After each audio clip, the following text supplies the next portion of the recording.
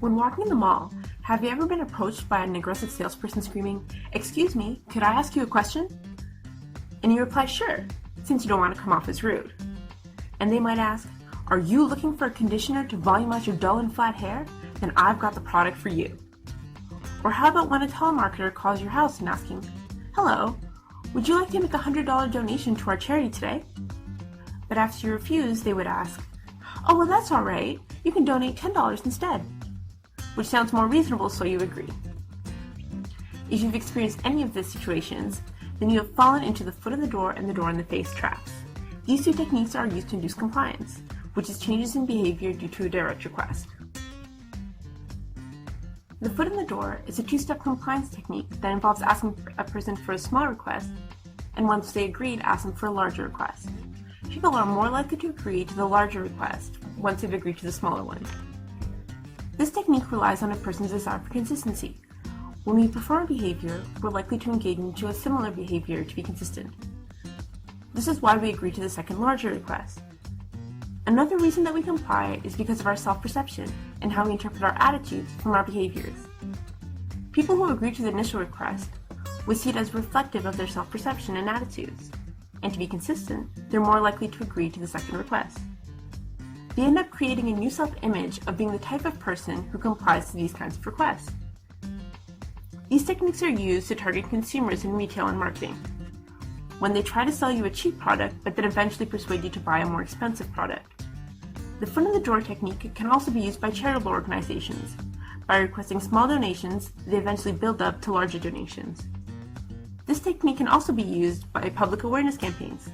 For example, one study done by Carducci and colleagues found that those who agreed to do questionnaires about organ donations were more willing to become organ donors in the future. Friedman and Fraser in 1966 demonstrated the effects of this technique in their two-part experiment.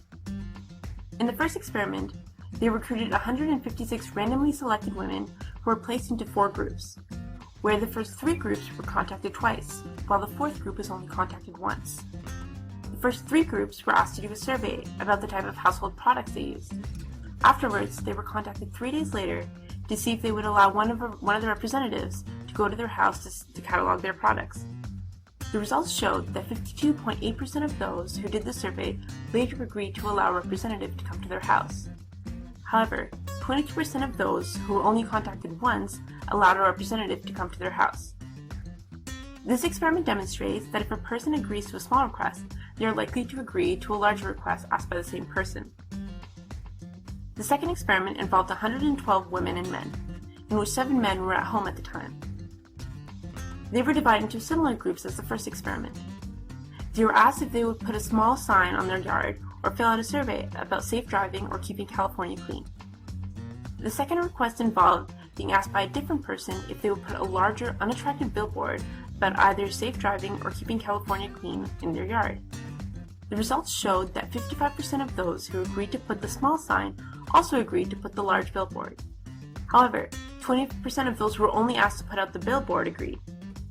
This demonstrates that the foot in the door technique remains effective even if the second request is asked by a different person and is not related to the initial request. One of the merits of the study is that they randomly selected their participants. This allows for an increase in internal validity, which is the degree to which the results are due to effects of the independent variable on the dependent variable. Also, both experiments were set up in a way that the second experiment would make up for a problem in the first experiment. According to Friedman and Fraser, a problem with the first experiment was that the experimenter was not blind to the condition of the subjects during the second request. However, in the second experiment, they used different experimenters for both requests, and the experimenters were blind to the conditions the subjects were in. This limits the influence of experimenter bias on the results. A limitation of the study is a small sample in both experiments.